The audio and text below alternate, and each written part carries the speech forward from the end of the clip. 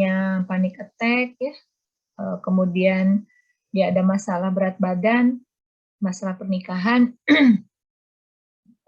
karena gangguannya ini membuat dia tidak bisa keluar rumah ya, nggak bisa bekerja di luar rumah gitu. Sehingga sampai di usianya sekarang ini dia kemudian mengalami permasalahan keuangan ya, gitu. Nah, sampai saat ini dia masih tinggal sama suaminya gitu. Kemudian yang pengalaman masa mudanya adalah dia sempat dia kehilangan ayah di usia 5 tahun, kemudian dan dia dibesarkan oleh ibu juga yang punya serangan panik dan depresi ya. Di halaman berikutnya dijelaskan bahwa ibunya ini juga mengalami depresi ketika suaminya meninggal atau ketika ya Mary ini meninggal. Oke, siapa yang mau membahas panic attack? Apa itu panic attack? Anda boleh buka bukunya Kring.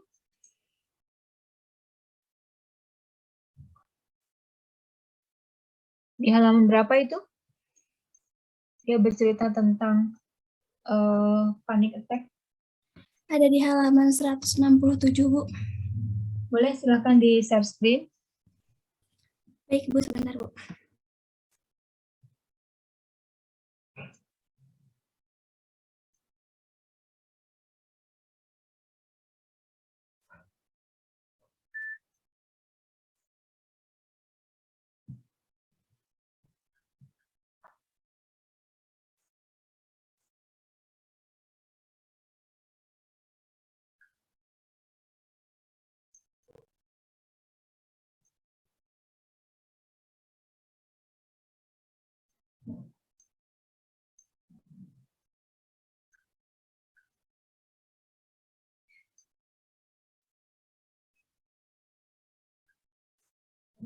Apakah sudah terlihat, Bu?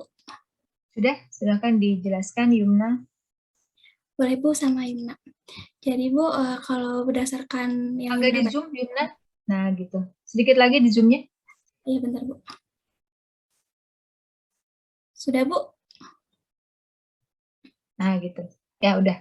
Cukup. Kalau berdasarkan e-book dari Kring ini, serangan panik atau panic attack ini merupakan serangan tiba-tiba dari ketakutan yang intens, teror, dan perasaan malapetaka yang akan datang. Dan gejala fisiknya itu bisa berupa sesak napas, jantung berdebar-debar, mual, sakit perut, nyeri dada, terus ada perasaan tercekik, terus bisa tercekik pusing, terus juga bisa sakit kepala ringan, terus bisa sampai pingsan, terus berkeringat, menggigil, rasa panas, mati rasa, atau kesemutan, dan bisa juga bergemetar gitu, Bu. Nah, terus Bu, kalau seperti yang sudah disebutkan di atas itu, kita bisa menganggap serangan panik itu sebagai kegagalan sistem ketakutan. Nah, kalau secara fisiologis, orang tersebut yang mengalami tingkat sistem saraf simpatik yang sesuai dengan apa yang mungkin dialami kebanyakan orang ketika dihadapkan dengan ancaman langsung terhadap kehidupan. Dan juga Bu, untuk di halaman selanjutnya ada yang ini Bu, kriteria untuk gangguan kecemasan umum. Nah, kalau misalnya kriterianya itu enggak usah, itu GAD ya, itu beda lagi kan. Oh, beda lagi. Kiri-kirinya ada di atas, di samping, di atas foto perempuan tadi yang di itu. Ya, maaf, kirain yang itu juga masih berelasi gitu. Enggak, bukan. Nah, di atas, nah itu. Iya, Bu. Nah, kriteria DSM untuk gangguan panik, nah itu aja. Kelihatan nggak ya, Bu? Ya, kelihatan. Untuk kriteria DSM-5 untuk gangguan panik itu bisa setidaknya 1 bulan kekhawatiran atau kekhawatiran tentang kemungkinan serangan lebih banyak terjadi atau konsekuensi dari serangan atau perubahan perilaku maladaptif karena serangan tersebut. Jadi kalau misalnya gangguan panik ini tuh bisa terjadi secara berulang gitu ya, Bu. Oke, nah jadi gangguan panik itu adalah gangguan yang gangguan yang masuk ke dalam rumahnya gangguan cemas ya. Jadi di gangguan cemas itu ada yang disebut dengan fobia ya. Ada yang gangguan cemas itu pertama yang masuk ke dalam gangguan cemas ada fobia spesifik, misalnya takut kerupuk, takut kucing, takut biji-bijian, bisa takut apapun ya, yang spesifik itu barangnya. Kemudian fobia sosial. Fobia sosial itu adalah ketakutan ketika dia berada di tempat terbuka gitu, di lingkungan sosial. Kemudian ada generalized anxiety disorders, nanti semua hal yang ada di lingkungannya itu bisa menjadi sumber kecemasan. Nah, yang berikutnya ada gangguan panik atau panic attack ini. Jadi, sumber dari panic attack itu adalah cemas. Gitu. Jadi, emosi yang dominan pada orang panik adalah emosi cemas. Seperti hanya yang dominan pada orang depresi adalah emosi sedih. Pada manik emosi senang gitu ya, yang dominannya. Nah, pada orang-orang yang gangguan cemas ini, pada orang-orang gangguan panik ini, yang terganggu adalah yang sering muncul, yang menjadi dasar, yang tumbuh, yang mendominasi dirinya adalah cemas. Kita semua pernah panik, tapi bukan gangguan panik. Kita semua pernah cemas, tapi juga bukan gangguan cemas ya. Nah, apa bedanya cemas dengan takut?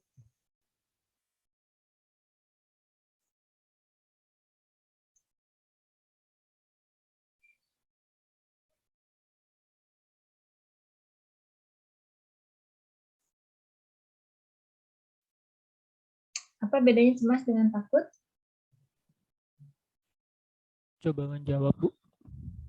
Silakan, Rois. Kalau menurut saya bedanya cemas sama takut ini menurut pandangan saya sih, kalau cemas itu terjadi ketika terhadap sesuatu yang belum terjadi gitu, kayak baru akan.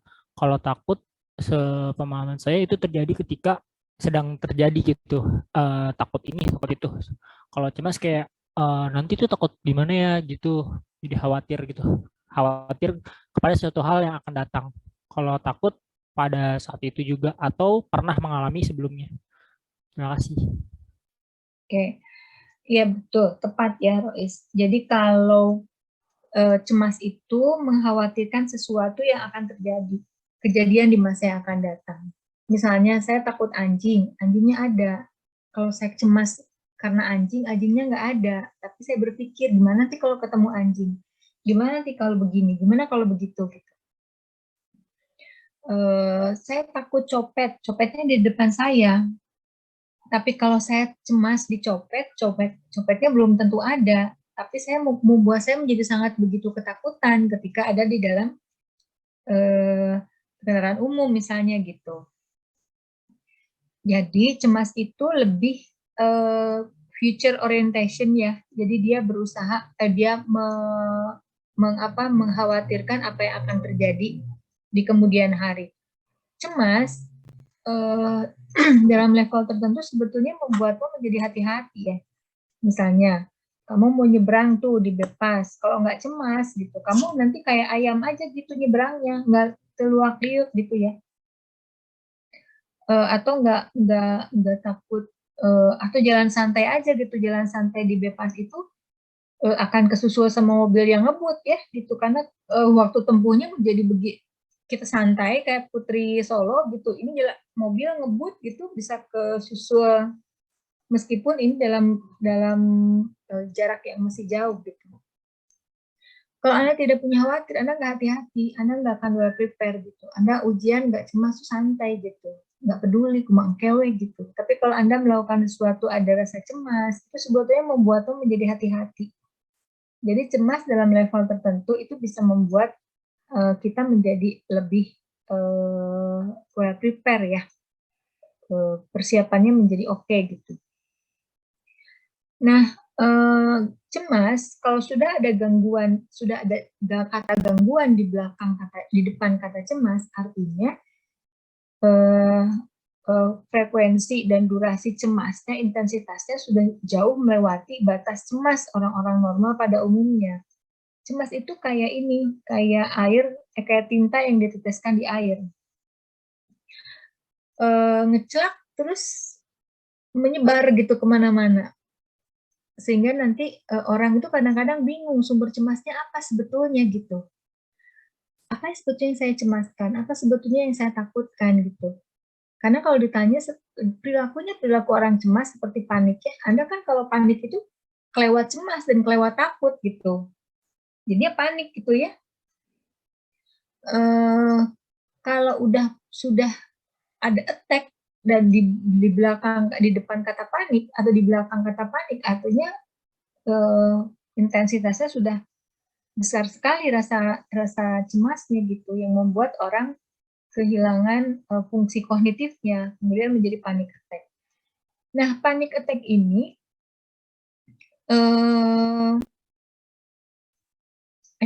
gangguan cemas ini kalau dalam apa tuh kayak tinta yang menyebar dalam air ya, itu sudah tidak terlihat lagi. Jadi kalau ditanya kenapa kamu panik, itu bingung gitu. Sebetulnya apa yang membuat saya cemas sebetulnya?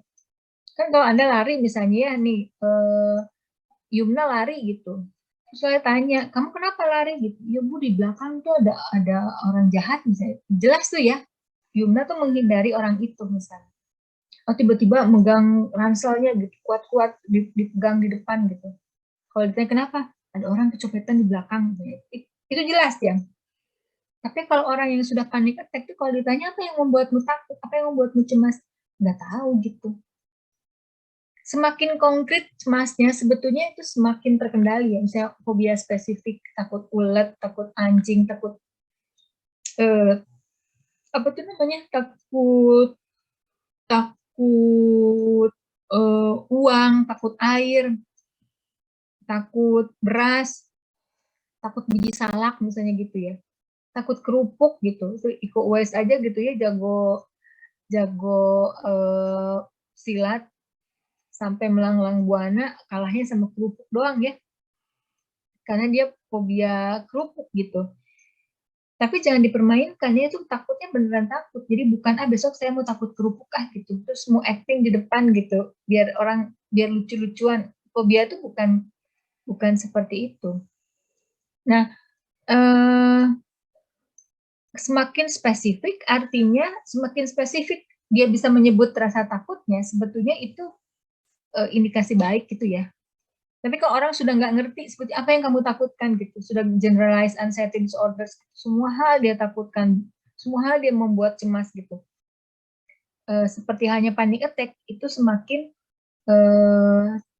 artinya semakin tidak berfungsi fungsi kognitifnya, artinya semakin parah gitu, semakin tidak stabil kondisinya. Nah, Mary itu mengalami panic attack. Dan dia memilih dalam tanda kutip ya, memilih dalam ketidaksadarannya, dia memilih unconsciousnya mengatakan bahwa saya panik itu kalau ada di luar rumah,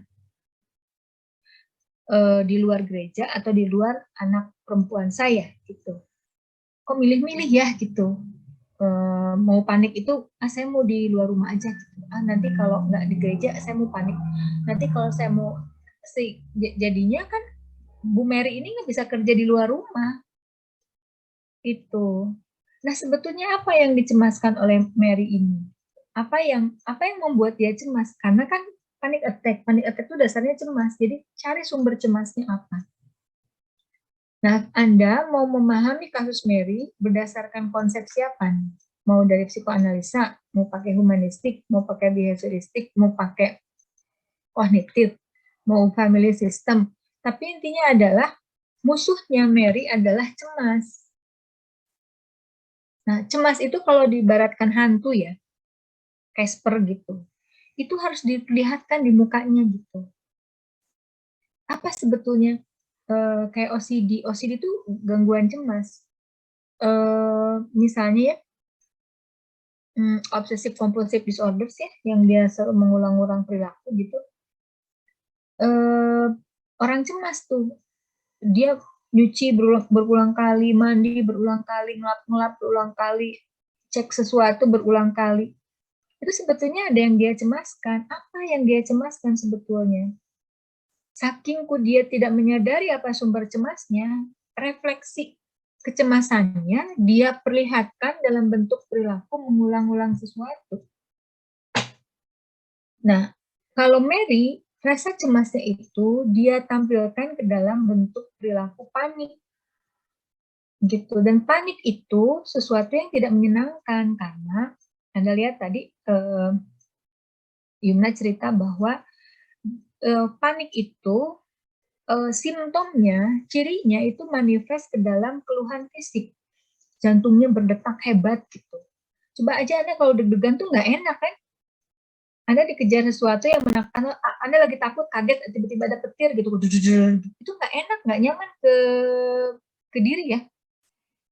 Mau tidur gelisah tuh nggak enak gitu. Kenapa sih nggak tiba-tiba jadi nggak enak hati begini gitu? Orang cemas tuh begitu tuh, keringetan, tremor gitu ya, jantungnya berdetak lebih cepat gitu, terus nggak bisa bernafas gitu, pingsan, pusing, mual gitu. Merasa tercekik gitu ya, itu sensasi yang tidak menyenangkan gitu. Gimana rasanya merasa tercekik? Coba Anda cekik aja sendiri gitu. Terus itu berlangsung 10 menit gitu, nggak enak, nggak nyaman gitu. Nah itu sesuatu yang sensasi kecemasannya itu manifest ke dalam keluhan-keluhan sensasi fisik ya. Apakah artinya dia ketika sesak itu dia tidak bisa bernafas? Ya enggak lah, nggak ada masalah dengan paru-parunya. Nggak, ketika dia pusing segala macam itu artinya di oksigen kekurangan paru-paru, kekurangan paru-paru, otak kekurangan paru-paru misalnya gitu, otak kekurangan oksigen. Ya enggak juga gitu. Itu sensasi cemas aja gitu. Cemas yang memicu, kan Anda ya kalau takut ulat misalnya gitu, kita lompat gitu, degan gitu ya, ngejerit gitu, sampai ngeleper gitu. Ngerti ya, setelah ulatnya dibuang, aku baik-baik saja gitu. Nah, tapi kalau orang-orang panik ini, apanya yang mesti dibuang gitu, apanya yang mesti dihindari, dia sendiri nggak tahu gitu. Nah, justru tugasmu adalah mencari tahu sumber kecemasannya apa. Nah, sumber kecemasannya itu bisa kita bedah pakai konsep teori yang berbeda-beda. Itu masing-masing punya cara pandang itu untuk memahami, menjelaskan kenapa Mary mengalami panic attack. Nah, sekarang silakan boleh di close screen-nya. Sekarang silakan siapa yang mau menjelaskan kasus Mary pakai pendekatan mana yang menurut Anda paling dikuasai? Ibu, izin. Silakan Amira. Mau jelasin dari perspektif psikoanalisa. Boleh, silakan. Mohon maaf sebelumnya, suara saya terdengar? Jelas? Jelas, Amira? Oke. Jadi, sebelum masuk ke kasusnya, saya akan jelasin dikit dulu apa sih psikoanalisis yang akan kunci-kuncinya aja yang akan nanti kita nyambung ke kasus si Mary. Yang pertama itu, Freud mengembangkan pemahaman tentang perilaku manusia berdasarkan 3 struktur kepribadian yang bertentangan. Yang pertama ada id, ego, dan superego. Id dulu ya. Id itu merupakan suatu keinginan yang dikembangkan sejak lahir, beroperasi pada prinsip kesenangan dan mewakili semua keinginan, kebutuhan, dan keinginan primitif, seperti lapar, haus, dan seks. Intinya, kalau id itu merupakan suatu kepuasan diri dan kesenangan yang nggak bisa dibatasin. Kalau ego, merupakan pusat dari kepribadian seseorang. Fungsi dari ego adalah menjaga keseimbangan antara id dan harapan superego. Ego ini beroperasi pada prinsip realitas dan mewakili aspek rasional dan masuk akal. Dari kepribadian kita membantu kita untuk beradaptasi. Dan yang terakhir, ada superego. Itu merupakan resolusi dari Oedipus kompleks, mewakili internalisasi norma dan adat istiadat keluarga budaya, dan sosial. Superego, termasuk ego ideal, merupakan gambaran sempurna atau representasi dari siapa kita dan kita bisa menjadi seperti apa. Ada hati nurani di superego yang melibatkan apa yang benar dan yang salah. Nah, sekarang kita masuk ke kasusnya.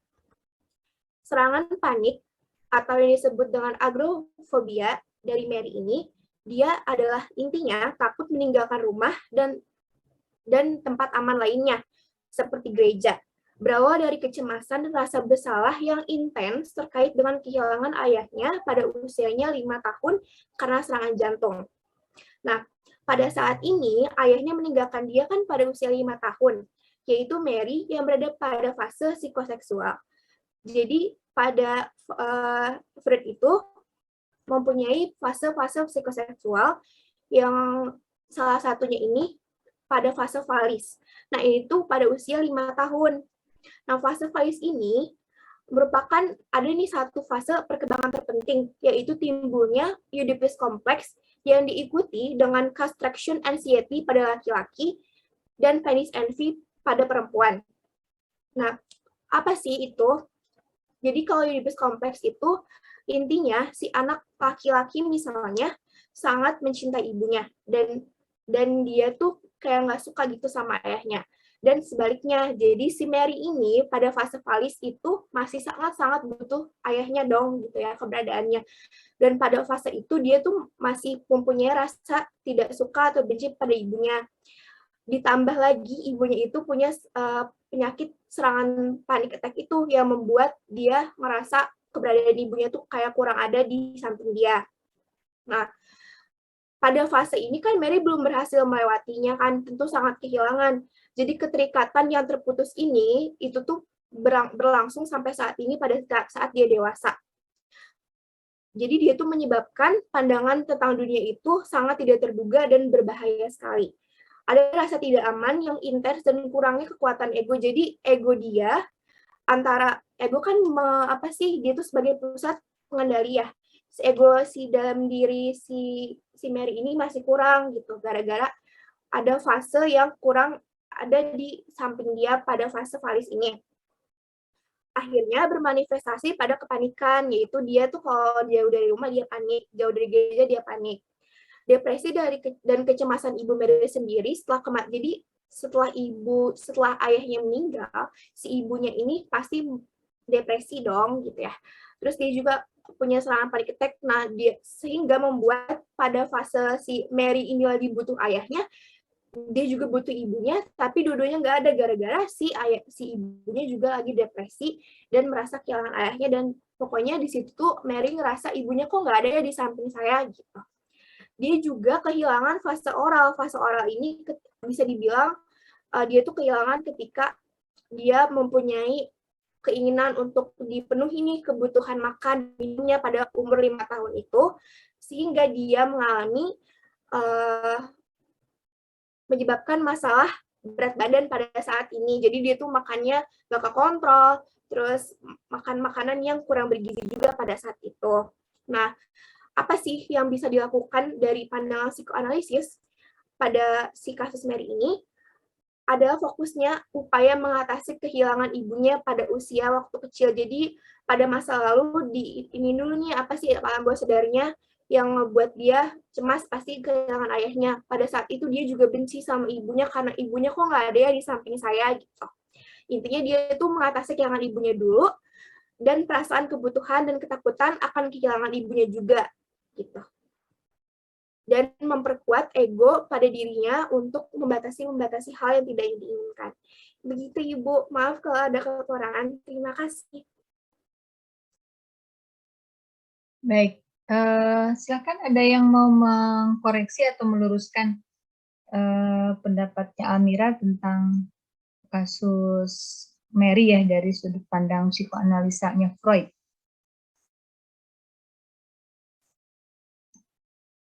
Izin Ibu, izin menambahkan. Silakan Putri. Jadi kan ia merasa panik gitu kalau di luar kan Mary itu. Jadi karena kan ayahnya meninggal itu karena serangan jantung dan kejadiannya tuh saat Mary ini ada di luar rumah. jadi bapaknya pas ia lihat bagaimana serangan jantung itu merenggut ayahnya sewaktu di luar, jadi ia tuh merasa panik tuh kalau misalkan dia ada di luar gitu. Jadi kan biasanya psikoanalisa tuh berorientasi pada masa lalu gitu Bu. Jadi yang di pikiran Mary tuh apa yang dialami oleh apa yang dialami oleh ayahnya waktu itu akan terjadi pada dia gitu Ibu. Mungkin itu tambahan dari saya. Mohon maaf apabila ada kesalahan. Terima kasih. Oke, satu lagi. Silakan siapa yang mau bahas kasusnya dari psikoanalisa, menambahkan?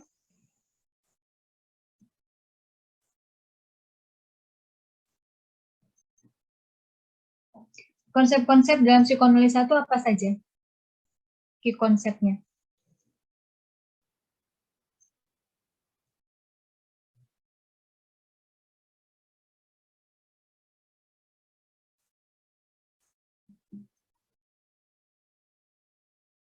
Apa saja konsep-konsep yang ada di psikoanalisa?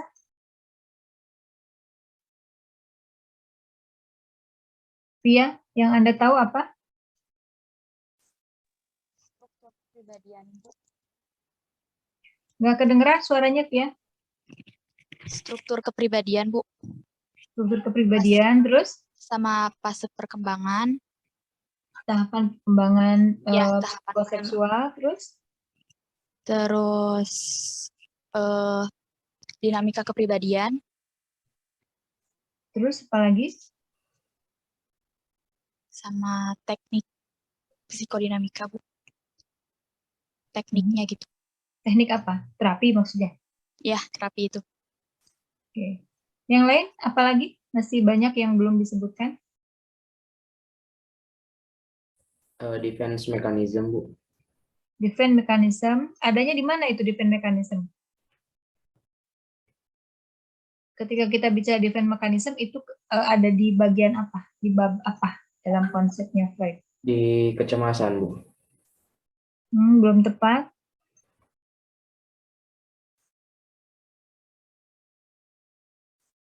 Kecemasan juga itu ada di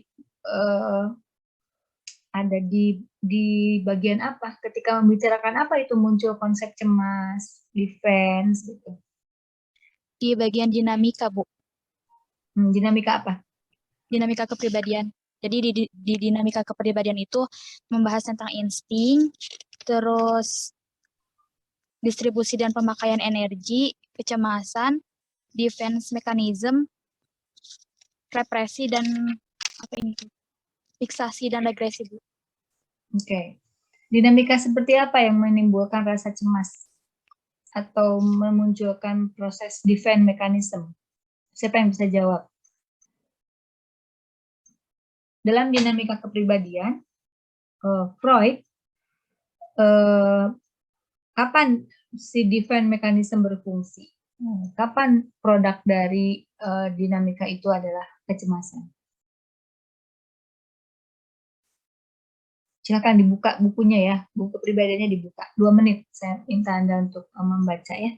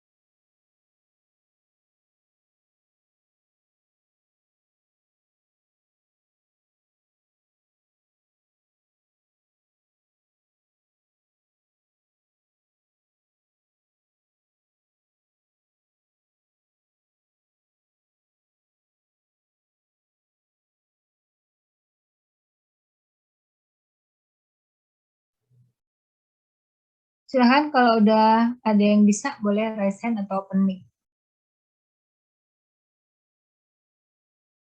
Saya mau coba, Bu. Silahkan Dimas.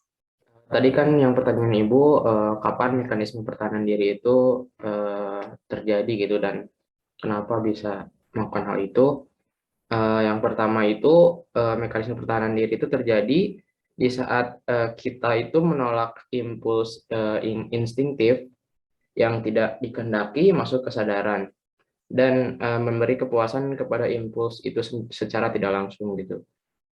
Di sini juga ada dua cara agar ego mereaksi bahaya munculnya impuls id gitu Bu. Yang pertama itu membentengi impuls sehingga tidak dapat muncul menjadi tingkah laku sadar, dan yang kedua itu membelokkan impuls itu sehingga intensitas aslinya dapat dilemahkan atau diubah gitu Bu. Mungkin segitu Bu. Baik, yang lain?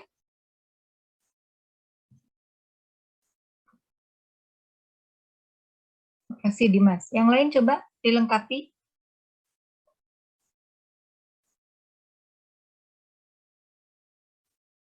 Gilang, mau mencoba silahkan. Ya boleh Bu, saya mencoba Bu. Adanya mekanisme pertahanan itu kan yang udah tadi disebutkan sama Dimas gitu. Berarti adanya kecemasan neurotik gitu. Karena dalam keadaan stres, terkadang panik sehingga mereka tidak dapat berpikir jelas dan energi id menghambat penderita kecemasan neurotik membedakan antara hayalan dengan realita Bu. Mungkin itu aja Bu. Saya harus mematikan dulu kamera ya. Tidak wifi-nya. Nanti kalau sudah stabil saya buka lagi. Anda buka aja ya. Belum tepat itu, ada lagi kira-kira apa?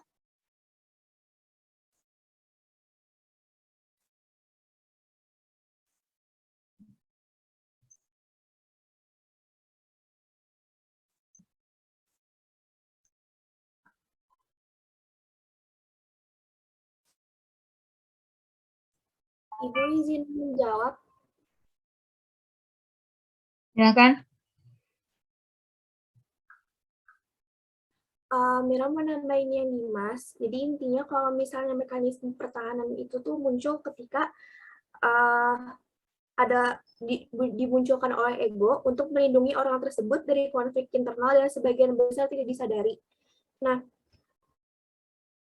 contohnya itu ada represi, menjauhkan pikiran, perasaan, keinginan, dan konflik yang tidak menyenangkan dari kesadaran, adanya penolakan, menyangka bahwa ada perasaan, pikiran, atau perilaku bermasalah, adanya pembentukan, terus habis itu ada pembentukan reaksi secara sadar, berpikir atau merasakan kebalikan dari impuls bawah sadar, ada proyeksi, konflik, perasaan, dan dorongan bawah sadar seseorang dirasakan pada orang lain, ada sublimasi, menyalurkan impuls dan keinginan yang tidak dapat diterima ke dalam aktivitas yang dapat diterima secara sosial, dan yang terakhir ada pemindahan, menyalurkan impuls yang tidak dapat diterima ke sumber yang tidak terlalu mengancam. Begitu, Ibu. Baik. Saya akan coba share screen ya. Nanti saya minta Anda menjelaskan bagian ini. Sudah muncul belum? Muncul tapi kecil, Ibu. Bentar ya, saya slideshow dulu.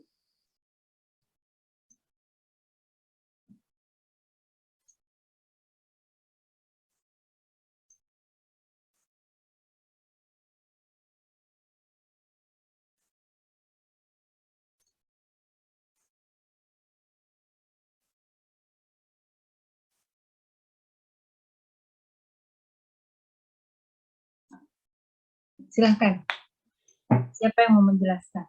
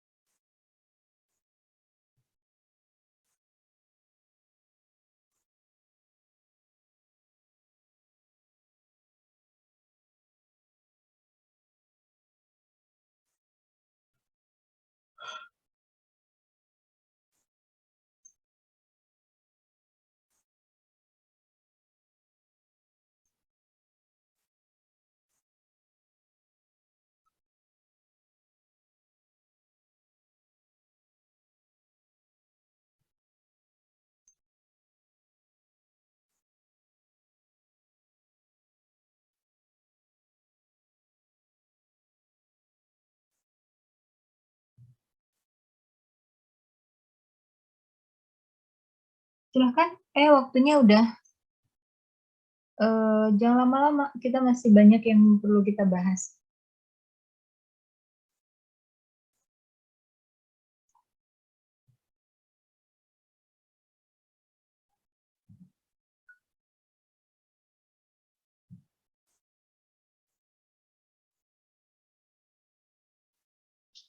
Yasmin, silakan. Apa yang Anda pahami?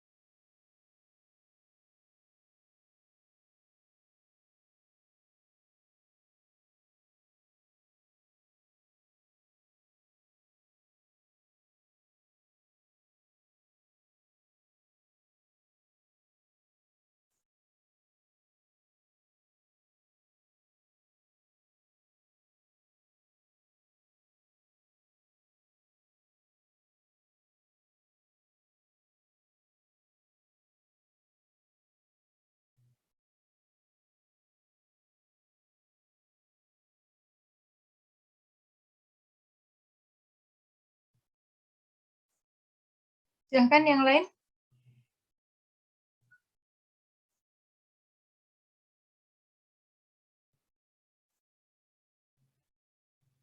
Raihan.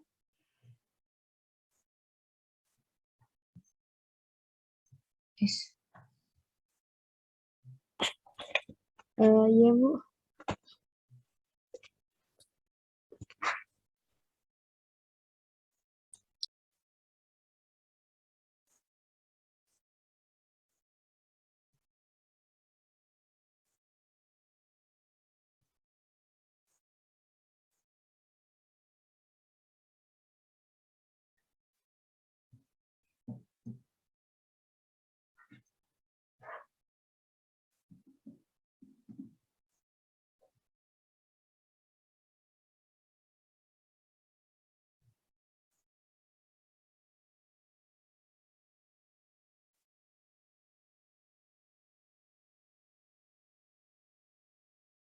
Raihan sudah bicara apa belum?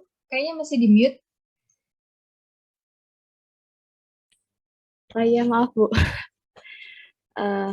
Kalau menurut saya ya, Bu ya, kan ego ini yang dari buku yang saya baca ini, kalau menurut Freud itu kan bahwa kecemasan adalah situasi afektif yang dirasa tidak menyenangkan, disertai dengan sensasi fisik yang memperingatkan seorang terhadap bahaya yang segera datang. Nah, ini kan kalau misalnya menurut saya pribadi, kalau kecemasan ini yang peran utamanya itu dari ego ya, Bu ya. Nah, ego ini di sini ada id gitu kan. Id ini terdiri dari kayak misalnya energi, motivasi, direction. Nah, motivasi yang membuat dia merasa bahwa dia itu ngerasa kecemasan. Motivasinya itu mungkin motivasi yang negatif ya, Bu ya. Kayak misalnya takut ini, takut itu, dan takut-takut lainnya, sehingga ego ini akan memberikan aksi gitu kan ke lingkungan sosialnya.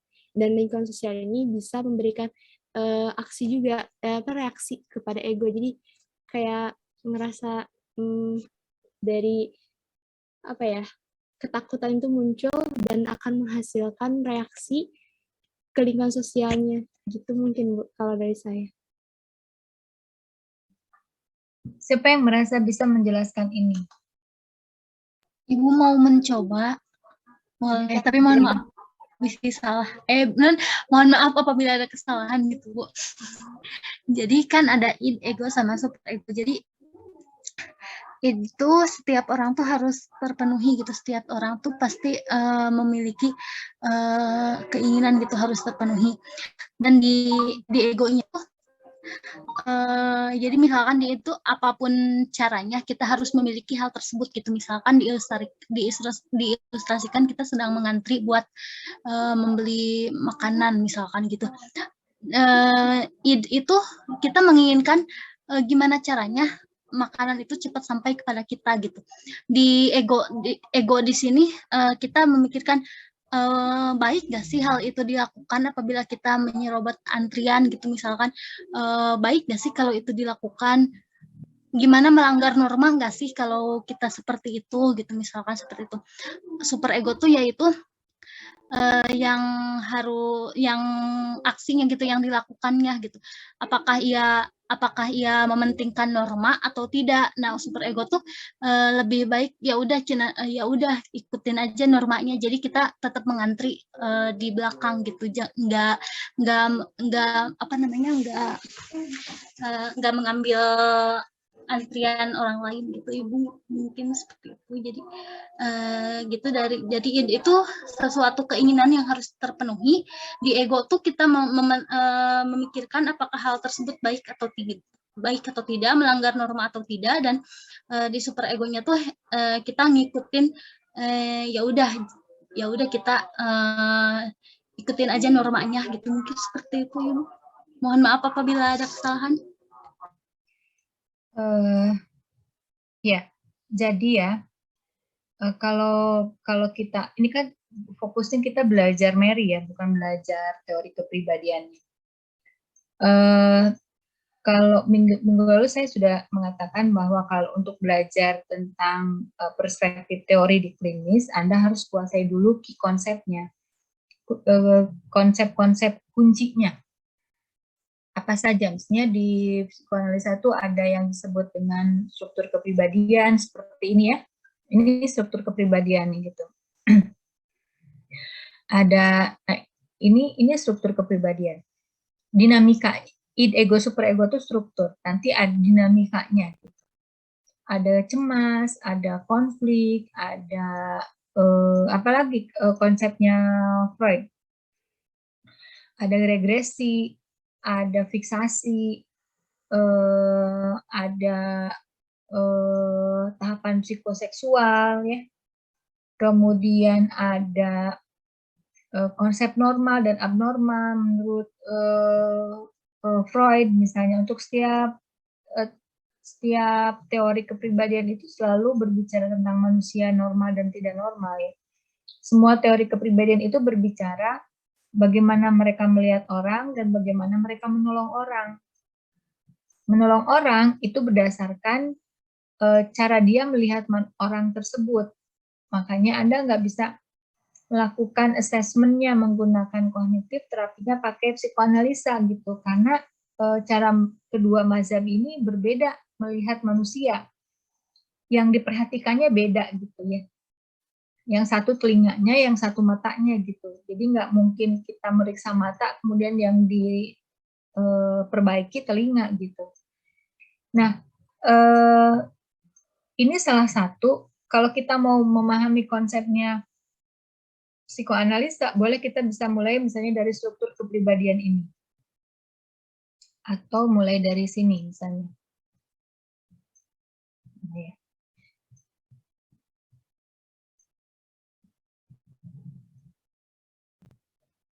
Ini, ada yang pernah, ada yang ingat konsep ini?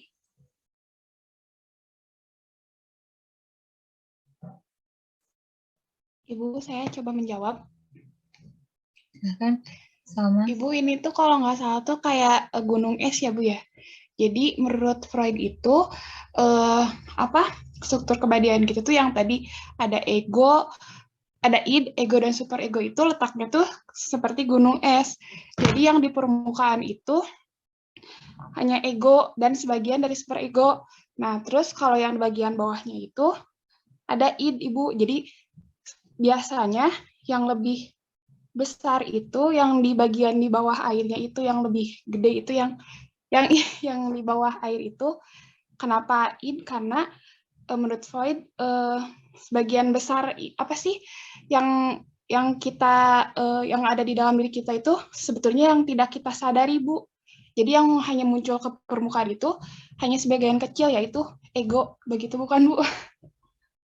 Baik, makasih Salma. Jadi saya mengulang sedikit tentang psikoanalisa ya. Nanti Anda jelaskan kasus Mary menggunakan konsep ini. Kita mulai pembahasan kasus Mary lewat 3 level kesadaran ya. Ada conscious level, thought, perception gitu ya, sesuatu yang kita sadari sepenuhnya. Saat ini misalnya Anda sedang berpikir belajar tentang Mary, itu sesuatu yang Anda sadari. Gitu, Anda menggunakan pikiran, menggunakan persepsi gitu ya. Kemudian ada level kesadaran preconscious level. Misalnya sama 2 kali 2 berapa? 4, Bu. Oke, 2 kali 2 itu 4 gitu. Anda ingat kalau 2 kali 2 itu 4, tapi tidak sepanjang hari Anda mengingat 2 kali 2 itu 4. Sepanjang kuliah ini misalnya Anda berpikir 2 kali 2 4, 2 kali 2 4, terngiang-ngiang terus di kepala gitu.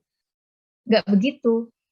Kalau saya bilang warna langit itu apa? Mungkin Anda akan jawab biru gitu ya. Tapi tidak sepanjang hari juga Anda melihat yang biru terus kemudian lihat langit, ingat langit gitu. Itu memori gitu, yang gampang terangkat, gampang terinsight ya. Gampang muncul ke kesadaran ketika kita berhadapan dengan satu situasi. Ada yang disebut dengan unconscious level. Unconscious level ini kondisi yang agak susah. Bahkan ini lihat Anda garisnya tegas banget gitu ini ya. Lurus gitu. Menurut Freud, unconscious level itu sebetulnya ini ya, ada fear, violent motive, immoral urge gitu, selfish need gitu ya, ketakutan-ketakutan, motif-motif yang irasional gitu ya, yang dorongan-dorongan yang agresi misalnya gitu, dorongan-dorongan yang tidak sesuai dengan norma, kebutuhan-kebutuhan kita yang sangat selfish gitu ya, atau sexual desire yang nggak diterima, yang nggak layak untuk ditampilkan dalam kesadaran misalnya, wishes yang irasional ya, atau kejadian yang sangat memalukan buat kita. Pada umumnya yang ada di unconscious ini adalah sesuatu yang nggak sampah gitulah intinya. Tapi kalau kata Freud, kalau ini garis apa nih supaya istilah Freud dalam melihat unconscious level?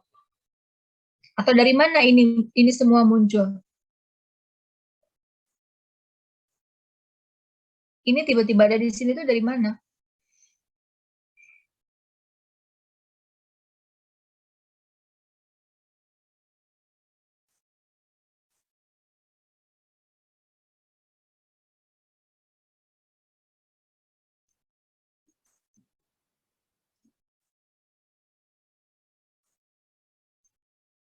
Izul, dari mana ini? Ini tiba-tiba ada di sini. Dari ketidaksadaran, Pak Dewi. Iya, dari mana itu tiba-tiba masuk ke sini? Mungkin dari pemikiran atau persepsi, terus masuk dari ketidaksadaran itu, Bu.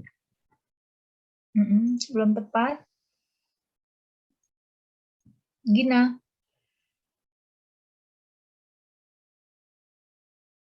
Dari mana muncul ini semua nih? Sampah-sampah ngumpul di unconscious level itu dari mana ini? Ibu izin menjawab. Siapa Dari yang struktur Hilzahra, Bu, dari struktur kepribadian bukan, Bu? Bukan. Ibu izin menjawab. Belum tepat. Ya, silakan. Dari ego bukan, Bu? Dari apa sih, dari id yang nggak lolos seleksi sama ego gitu, Bu, istilahnya? Belum tepat. Ini semua muncul dari proses ketika kita berinteraksi dengan lingkungan kita. Bukan hanya ego ya, tapi struktur kepribadian ya. Nah, ketika kita berhadapan dengan situasi yang menurutmu itu sesuatu yang memalukan, sesuatu yang menakutkan, sesuatu yang membuat cemas, sesuatu yang tidak menyenangkan lah gitu. Ada satu mekanisme dalam struktur kepribadian untuk membuat merepress pengalaman tidak menyenangkan itu ke alam bawah sadar. Jadi dari kesadaran gitu, ketika struktur ego bekerja, kemudian mereka menyimpulkan bahwa ini ada sesuatu yang tidak menyenangkan dan membuatmu menjadi tidak nyaman, tidak enak, atau istilahnya menjadi disequilibrium, maka dengan otomatis supaya kamu kembali pada posisi equilibrium ya, pada posisi yang stabil, tidak lagi cemas, tidak lagi takut, tidak lagi tidak nyaman, maka dia akan ditekan direpress ke alam bawah sadar. Setiap kali Anda mengalami peristiwa yang tidak menyenangkan dalam kadar yang ringan sampai kadar yang berat, maka akan dikumpulkan semuanya di sini. Ini terjadi sejak Anda ingat. Makanya kenapa Freud itu selalu berpikir, dan ini menurut Freud adalah yang mengendalikan perilaku dan perasaan manusia, itu adalah ini. Itu. Karena si unconscious level itu cara kerjanya sebetulnya selalu mendobrak ya. Jadi kalau misalnya ini garis lurus ini ya gitu, dia tuh memang selalu ingin keluar gitu, selalu ingin keluar. Tapi kalau menurut Freud, sepanjang represinya itu stabil dan bagus, ini tidak akan mempengaruhi banyak kondisi kita, atau tidak akan membuatmu menjadi tidak nyaman gitu. Nah, ini akan muncul gitu dalam orang-orang normal ketika dia kontrol terhadap dirinya melemah, misalnya dalam posisi tidur gitu ya, lewat mimpi akhirnya dia keluar. Ketika bicara banyak gitu ya, slip tongue-nya keluar gitu. Atau tiba-tiba Anda merasa gelisah, nggak jelas gitu bangun tidur tuh kenapa ya ini ya gitu.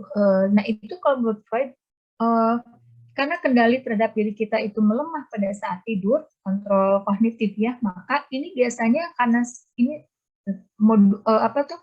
cara kerjanya selalu mendobrak, ingin keluar dari ketidaksadaran ke kesadaran, itu suka ada yang retak gitu di sini, retak itu keluar tuh. Kalau ini retak dan retaknya permanen, misalnya jadi sakit ini orang gitu, secara psikologis, bisa gangguan psikologis tuh, apa yang keluar itu yang membuat dia menjadi cemas. Atau misalnya saya memarahi Salma gitu, misalnya ya, saya marah sama Salma gitu, terus Salma bisa berhari-hari, bisa berminggu-minggu gitu sakit hati sama saya misalnya gitu ya. Nah Anda harusnya bertanya tuh sama teman gitu, apakah rasa sakit hatimu itu sebanding dengan marahnya saya gitu, dan sebanding dengan apa yang, kan saya juga marah tidak mungkin nggak ada alasan ya, nggak mungkin tiba-tiba saya marah gitu nggak jelas gitu kan, saya juga normal ya gitu, marah tuh pasti ada alasan. Nah ketika direspon sama menjadi berhari-hari, bahkan seminggu, mungkin bahkan sepanjang kuliah merasa sakit hati sama saya misalnya, Anda harus belajar menganalisis diri sendiri tuh. Jangan-jangan sebetulnya ketika saya marahi itu ada ada emosi yang keluar dari unconscious level ikut bangun gitu. Sebetulnya sakit hati, kamu pernah mengalami situasi di mana kamu juga pernah dimarahi dan sakit hati gitu. Jadi turun ke sini gitu ya. Mungkin sama dan sama figur otoritas lagi dimarahinnya, misalnya sama ibumu atau sama kakakmu atau sama guru misalnya atau sama siapapun gitu yang menurutmu secara psikologis ada di atasmu gitu ya, sekarang dimarahin sama saya misalnya gitu, sehingga ketika situasinya sama, membangunkan emosi yang sama, itu ketika saya marahi, itu sakit hati yang selama ini ada di unconscious ikut bangun gitu, karena kondisimu lagi tidak stabil. Kalau dimarahi kan nggak menyenangkan gitu, kemungkinan defense menjadi gagal untuk membuatmu stabil besar. Nah, keluar tuh bisa jadi gitu si perasaan itu. Itu yang membuat kadang-kadang seseorang menjadi marah, kok stimulusnya 3, marahnya jadi 9 ya gitu. Kok stimulusnya 4 tapi sedihnya jadi 7 gitu. Nah, kalau kata Freud, hati-hati dengan alam bawah sadar ini karena ini akan sangat mempengaruhi bagaimana kamu berpikir, bagaimana kamu merasa. Makanya Freud selalu bilang bahwa kita itu dikendalikan oleh unconscious level gitu. Di alam bawah sadar ini yang mengendalikan pikiran kita, perasaan kita gitu. Freud bilang, sepanjang kamu punya ego yang kuat, represinya bagus, maka ini tidak akan mempengaruhimu. Itu yang saya tidak sepakat gitu ya. Harusnya gitu, ini bukan ditekan atau diseimbangkan oleh represi dan ego yang baik gitu. Ini semua tuh Freud tidak tahu konsep tobat sih ya. Harusnya ini semua ditobati gitu. Kamu pernah punya pikiran jahat sama orang, kamu pernah sakit hati, punya dendam, gitu, punya ketakutan-ketakutan yang nggak jelas, harapan-harapan yang nggak puguh gitu, pengalaman-pengalaman itu apa sih Pak?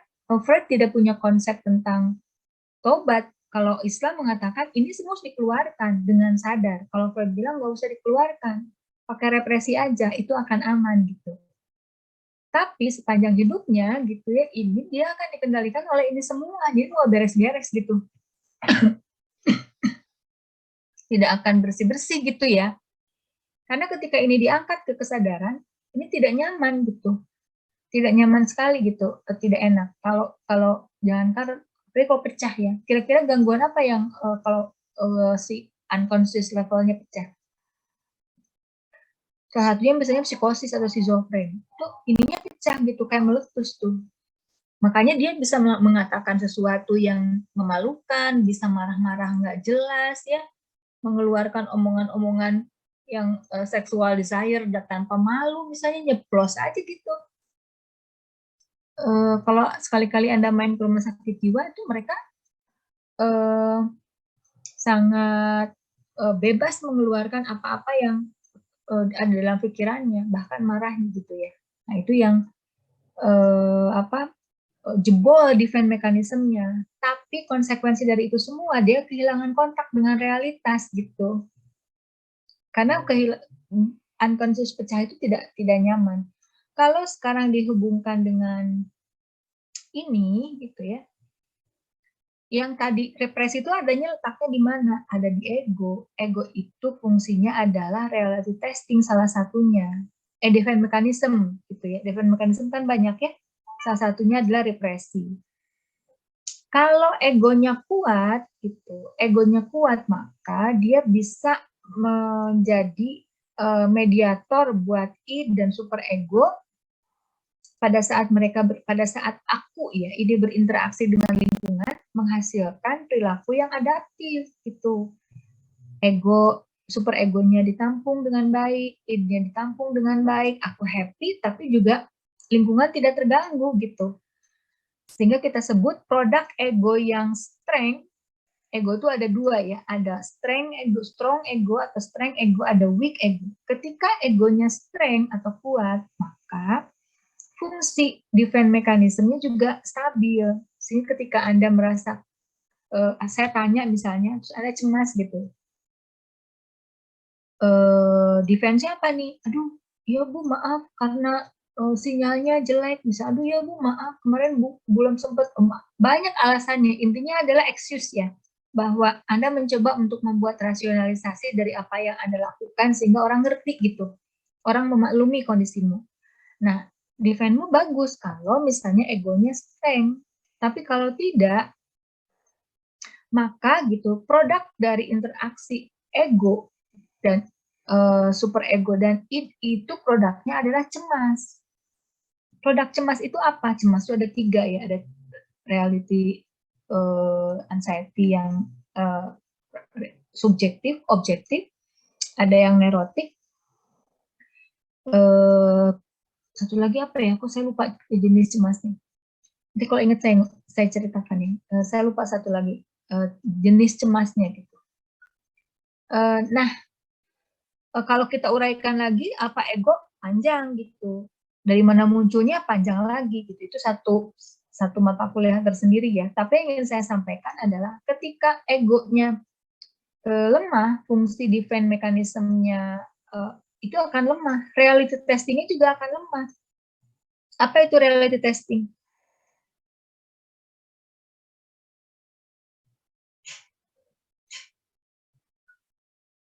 Apa reality testing?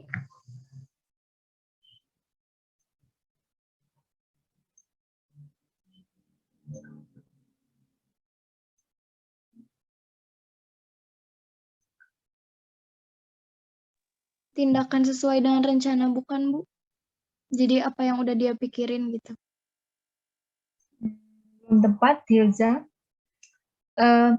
Reality testing itu adalah kontak realitas. Jadi connecting dengan realitasnya itu pas. Yang kehilangan reality testing itu adalah orang psikosis tuh. Kehilangan, tidak tahu hari ini kapan, jam berapa, ada di mana, nggak jelas, ini mimpi apa realita, ini teh fakta atau dia bayangan dia saja gitu, sehingga dia itu sering ngewaham, halusinasi gitu ya. Karena kontak realitasnya hilang. Jadi semakin lemah ego, kontak realitasnya hilang. Fungsi kognitifnya tidak jalan. Dia akan dibajak oleh siapa? Kalau kesadarannya akan dibajak oleh unconscious-nya. Tapi dibajak oleh unconscious itu dalam posisi unconscious, dalam posisi tidak sadar gitu. Dia hanya dikendalikan oleh apa-apa yang menjadi kayak tadi ya. Misalnya, kamu marah sebetulnya stimulusnya 2, tapi marahnya jadi 4 gitu. Karena bangun tuh si unconscious-nya gitu. Nah, itu yang membuat itu pada orang normal. Kalau pada orang sakit seperti kasus Mary misalnya gitu ya. Kita kembali ke kasus Mary. Mary itu orang yang mengalami panic attack, sumbernya adalah cemas. Kalau menurut Freud, maka kita akan menggali kasus, memahami kasus Mary dengan fokus pada data yang mana?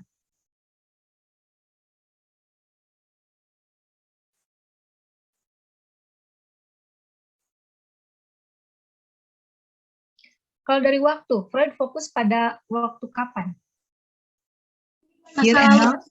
Masa lalu. Kalau masa lalu, kira-kira data masa lalunya Mary apa? Ketika ayahnya meninggal. Ya 5 tahun. Oke.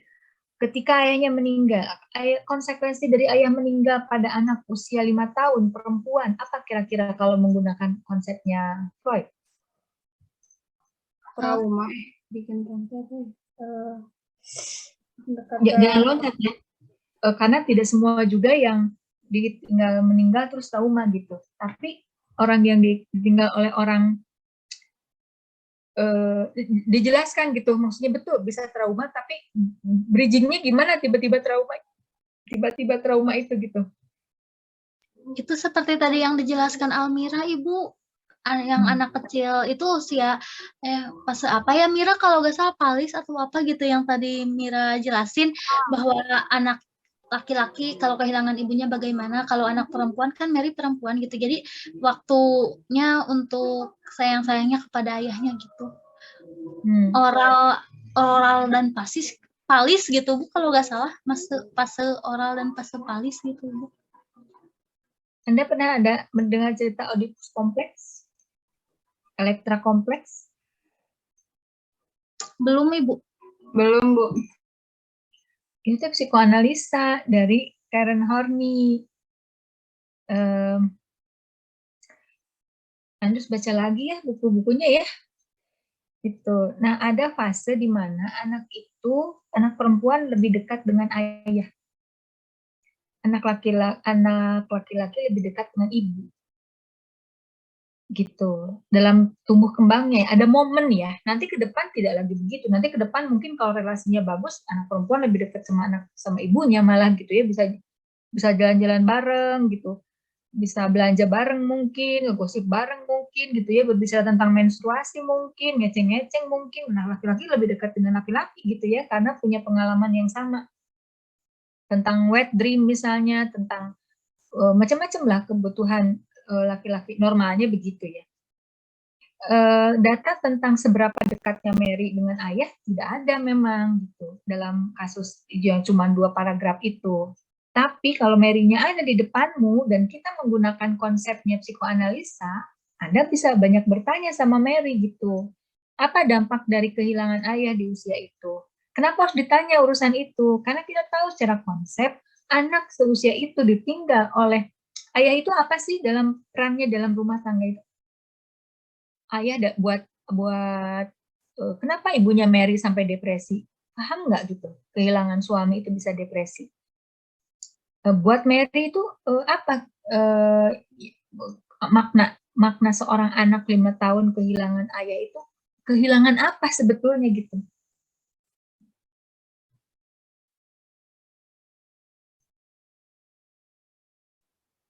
Ayah itu sumber apa? Fungsi ayah di rumah itu apa buat anak?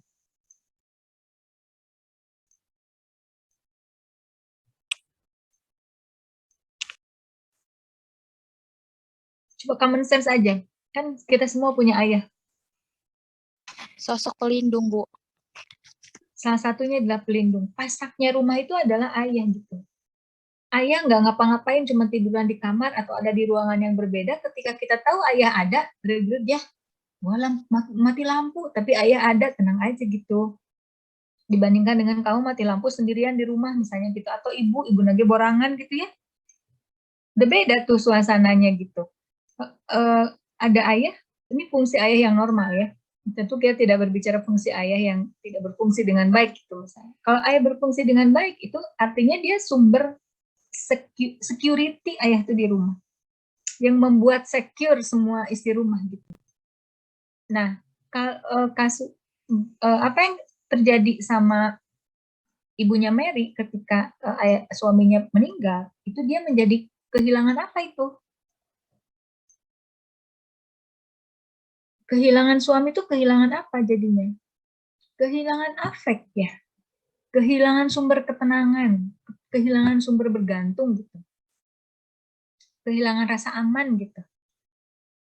Nah, Mary di usia 5 tahun itu harusnya ada di fase di mana dia dekat dengan ayah sebagai seorang anak perempuan dengan ayahnya gitu. Nah, ini yang mesti dicek karena datanya tidak ada gitu. Tapi kalau kita merujuk kepada kasusnya, kasus cemas gitu, kasus cemas dan ibunya Mary sempat depresi. Ini peran ayah kan nggak mungkin depresi kalau ditinggal sama suami yang tukang mukulin gitu.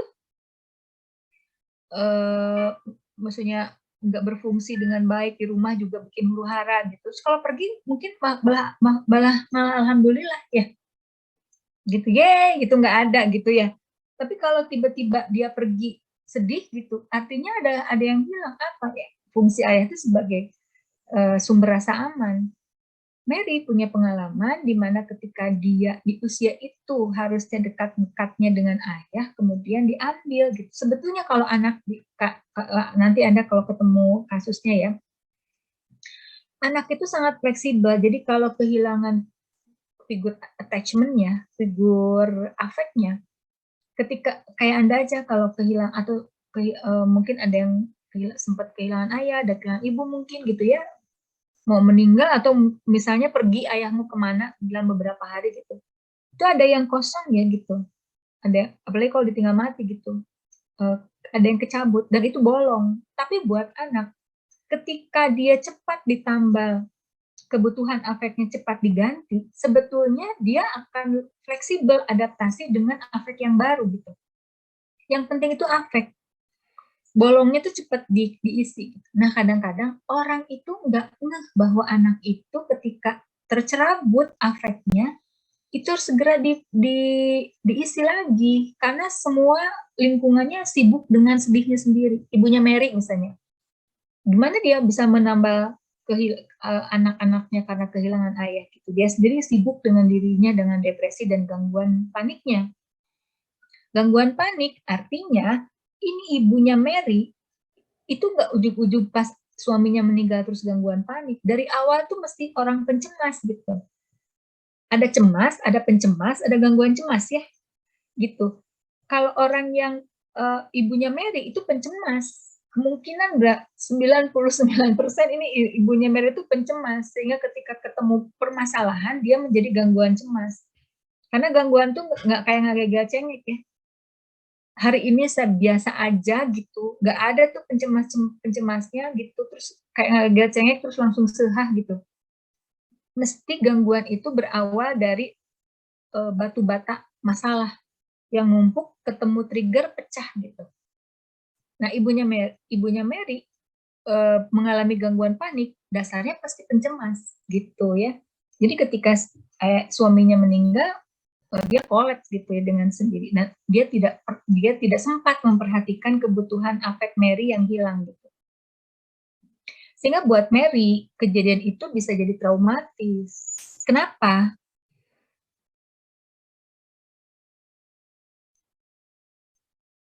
Kenapa bisa jadi traumatis?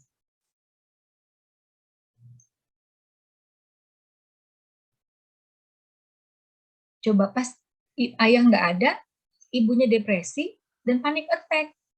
Kira-kira membesarkan Mary dalam situasi yang bagaimana? Penuh kasih sayang gitu, Mary-nya dilindungi gitu, Mary-nya diperhatikan dengan full affect.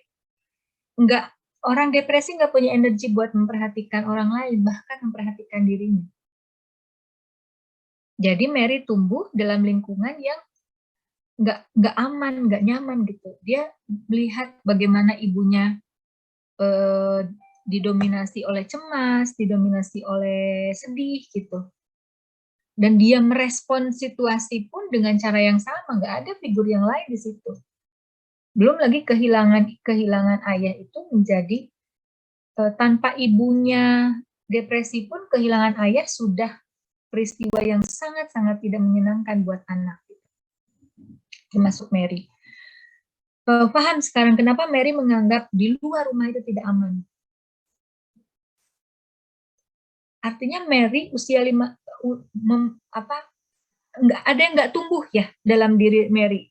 Dia melihat peristiwa 5 tahunnya dia waktu itu masih masih dinilai sama mengancamnya seperti dia melihat mempersepsi lingkungan mengancam atau membuat sangat tidak nyaman gitu, sangat membuat takut dan membuat cemas, itu sama persepsinya dengan ketika Mary usia 5 tahun gitu. Jadi ketika dia sekarang punya masalah dengan suami, ketika punya masalah dengan keuangan, bangun lagi tuh. Cemasnya bangun lagi gitu. Kenapa nggak dari muda aja panic attack-nya gitu? Nah, Anda telusuri tuh, bagaimana, sejak kapan dia punya masalah dengan suami gitu. Kalau kita melihat Mary di rumah tidak panik, artinya rumah itu nyaman apa tidak nyaman buat Mary? Nyaman, Bu. Nyaman. Kemungkinannya, ada siapa di rumah?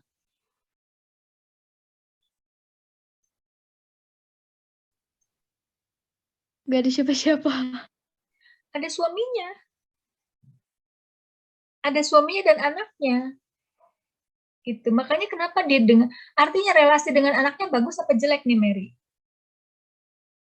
Bagus, Bu. Bagus. Artinya di rumah anaknya, Mary nggak merasa itu sebuah ancaman. Di rumahnya pun nggak merasa sebuah ancaman. Tapi ketika dia punya masalah pernikahan dengan suaminya, bangun tuh rasa cemasnya.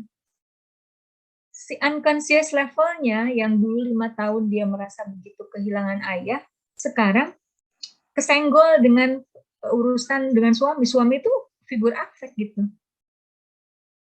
Melindungi, menyayangi gitu ya. Rumah tuh jadi aman dan tenang tuh ada suami gitu. Figur melindungi gitu ya. Nggak ngapa-ngapain juga aman gitu. Itu buat istri dan buat anak itu. Jadi ketika ada masalah gitu, bangun lagi tuh si unconscious-nya. Kenapa jadi goyang gitu ya? Represinya menjadi garis lurusnya tadi itu menjadi nggak stabil gitu. Karena dalam urusan itu Mary pernah punya luka, dan ketika dia menghadapi situasi yang mengundang emosi yang sama, dia menjadi tidak stabil egonya. Dan Mary juga bukan orang yang strength ego. Dari mana Mary tidak punya ego yang bagus? Tidak punya ego yang kuat. Apa faktanya?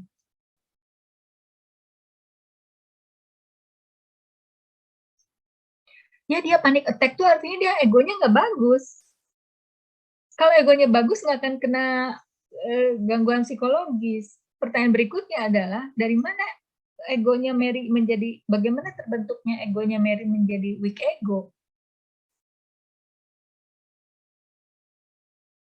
Kalau mau menggunakan pendekatan New Freud, lihat ke belakang. Mary dibesarkan oleh orang yang egonya kuat atau lemah? Dibesarkan oleh orang yang cukup tough, membuat Mary menjadi orang yang kuat apa tidak gitu? Tidak. Mary tumbuh dengan orang yang secara emosi juga tidak stabil gitu. Jadi kalau Mary tumbuh menjadi begitu insecure, menjadi pencemas, ya silakan Ari, itu menjadi sangat wajar gitu. Sehingga ketika dia, terus kenapa menjadi sekarang paham nggak kenapa Mary jadi overweight? Mary itu orang Anang.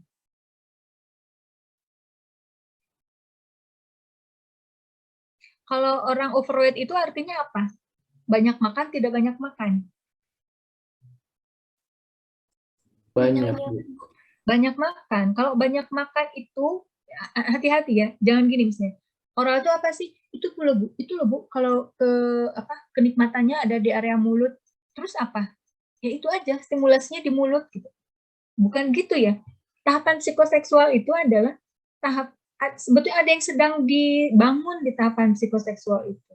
Inti dari tahapan psikoseksual itu adalah membangun afek, membangun rasa aman antara aku dan lingkunganku. Yang paling dekat adalah ibu. Biasanya dengan ibu itu adalah ASI, terkoneksinya afeksi gitu. Interaksinya itu gitu. Sehingga kalau terganggu pada fase, kalau orang yang mengalami gangguan urusan afek, itu mesti ada urusan yang nggak beres di fase orang, misalnya gitu.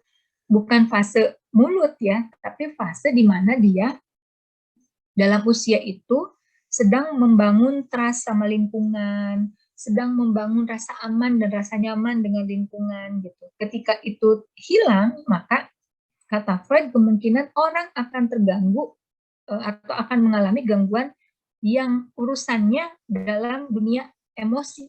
Kalau enggak gangguan mood, psikosis misalnya gitu. Kayak Mary ini sekarang cemas yang berlebihan gitu.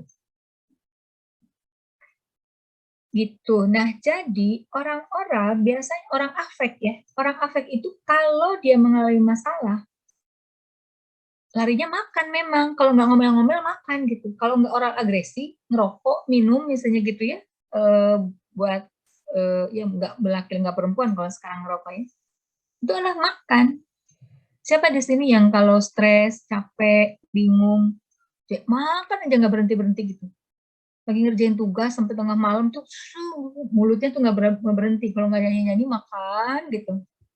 Itu orang oral tuh gitu. Atau ngomel-ngomel gitu, nggak makan tapi ngomel gitu gitu ya, ngomongnya agak pedes gitu, orang agresi. Nah itu orang oral tuh, orang afek sebetulnya gitu. Makanya kenapa Mary kalau punya masalah larinya overweight, itu orang afek banget gitu. Dia ada masalah dengan figur ayah, ada masalah dengan figur ibu, sumber afeknya nggak ada, sehingga ketika dia punya masalah, overweight, ya makan solusinya gitu. Ada mengunyah, menggigit, itu bagian dari bagian dari mengeluarkan emosi ya gitu. Kebutuhan akan keamanan dan ketenangan gitu. Sehingga kalau pakai konsepnya psikoanalisa, oh ya pantas Mary overweight gitu, karena dia orang afek gitu. Gimana taunya orang afek gitu? Ya lihatlah dia kehilangan ayah di usia berapa, ibu sebagai sumber afek itu gimana gitu ya. Apakah Mary orang yang tahu afek atau tidak tahu afek? Kenal afek apa tidak kenal afek?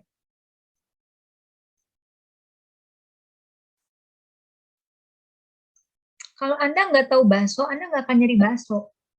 Gimana? Nggak tahu bakso itu enaknya kayak apa. Anda kalau nggak tahu enaknya pangyam ya, nggak akan tuh, mau pangyamnya kayaknya gitu. Anda akan nyari combro kalau tahu combro itu kayak apa. Kalau nggak tahu, saya kasih misro, ya aja gitu. Ya kalau ditanya, apa tuh rasanya combro? Manis gitu. Karena Anda nggak ngerti ya. Orang cari afek karena tahu afek. Kalau nggak tahu afek tuh orang nggak akan nyari. Artinya orang ini pernah dibesarkan dalam afek yang normal dan menyenangkan. Gitu. Sehingga dia bisa stabil di tempat yang dia bisa mendapatkan afek. Di rumah misalnya ada suami, di rumah anaknya gitu ya, artinya di rumah anaknya cukup menyenangkan dan aman, dan di gereja gitu, karena dia orang Katolik taat ya. Biasanya orang Irlandia itu kayak orang Roma gitu ya, agamanya ke Katoliknya itu agak militan gitu,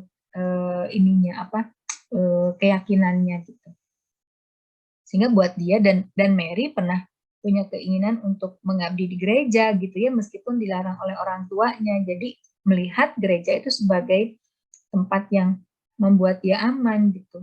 Ya kayak kita mungkin kalau ada masalah atau apa, ngaji, sholat, gitu, anak masjid, gitu dia gitu ya, di tempat-tempat yang kita bisa ibadah yang lebih tenang gitu. Kurang lebih begitu. Paham nggak sampai sini? Atau ada yang mau ditanyakan dulu kalau menggunakan konsep psikoanalisa?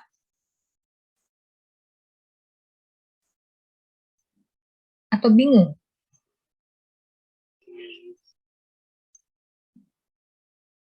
Ayo dong, gimana? Ibu izin bertanya. Ya, Windari, silakan. Dalam kasus Mary ini kan dia panic attack, artinya dia nggak bisa keluar dari rumah. Berarti dia tuh tidak bisa bertemu dengan orang-orang baru, Bu? Atau bagaimana? Konsekuensinya begitu. Sebetulnya bukan yang dia takut itu bukan orang barunya. Tapi karena dia punya pengalaman di luar itu nggak nyaman, di luar itu ancaman, kan kita sedang berbicara sumber cemasnya apa gitu ya. Kenapa di luar gereja, di luar rumah, di luar rumah anaknya itu dia panic attack. Artinya di luar ketiga tempat itu ancaman. Apa yang membuat dia merasa terancam? Bukan orang barunya. Kalau orang baru mungkin agorafobia misalnya gitu, nggak mau ketemu orang banyak. Mary itu nggak ada cerita, nggak ada keluhan dia takut dengan orang baru. Tapi tempat di luar ketiga tempat ini, artinya di luar rumah itu buat dia sesuatu yang mengancam. Di mana itu? Di mana saja. Gitu. Bukan orangnya, tapi tempatnya gitu. Tapi konsekuensinya kan akhirnya dia nggak bisa kerja di luar rumah tuh. Makanya dia di usia itu dia kehilangan menghadapi kesulitan keuangan gitu ya. Itu juga jadi sumber masalah dengan suaminya ya. Baik, Ibu, terima kasih banyak. Ini bisa dipahami atau bingung atau gimana nih dengan penjelasan saya?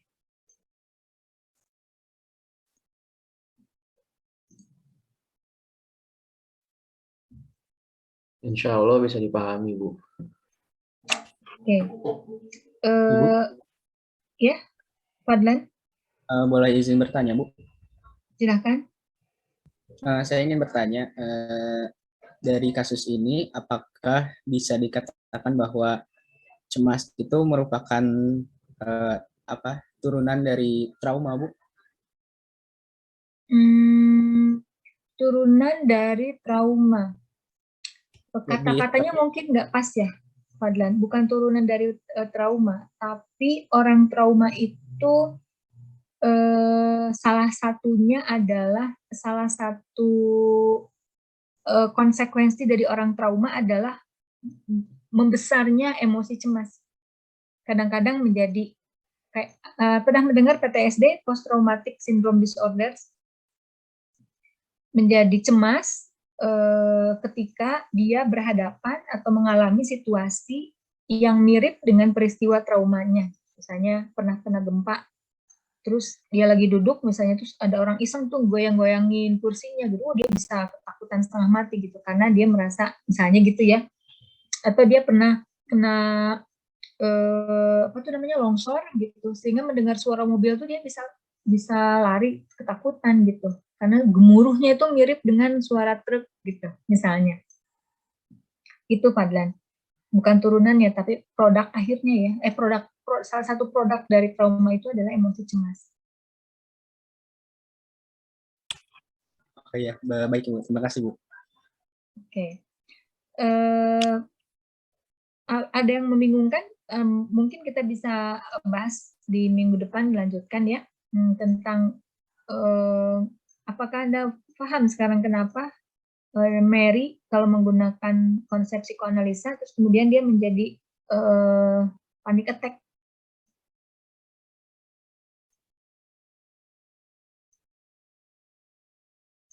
Atau kalau bingung, bingungnya sebelah mana?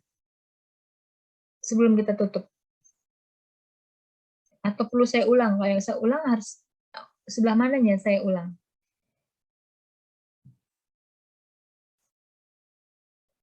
Silakan, Novita, apa pendapatmu? Ibu lumayan ngerti yang udah tadi Ibu jelasin. Oke. Syafira, apa yang mau kamu tanyakan? Ya, ada yang masih membuatmu bingung? Kalau dari Syafira, atas penjelasan Ibu tadi sudah lumayan mengerti. Oke, kalau saya tanya itu jawab ya. Kalau saya pertanyaannya lebih paham apa lebih bingung gitu. Nah itu saya butuh. Jadi saya harus berikutnya saya harus ngomong apa gitu. Jawab, tinggal dijawab, nggak usah saya panggil satu-satu ya lain kali. Oke, baik, minggu depan kita akan membahas. Saya tidak akan sisanya yang behavioristik, yang family system. Jadi silakan.